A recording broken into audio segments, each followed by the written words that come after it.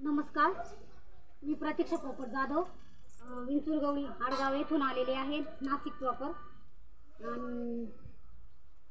मी कृषीधारा कंपनीतून आर्थोन आणि औषध ज्यूस आणलेलं आहे. हे औषध तुम्हाला देते.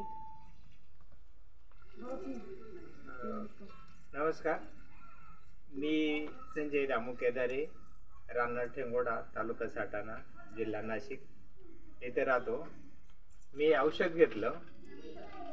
हे औषध घेतलं त्याच्यापासून गुडघेदुखी, युरिक ॲसिड बराच फरक पडला.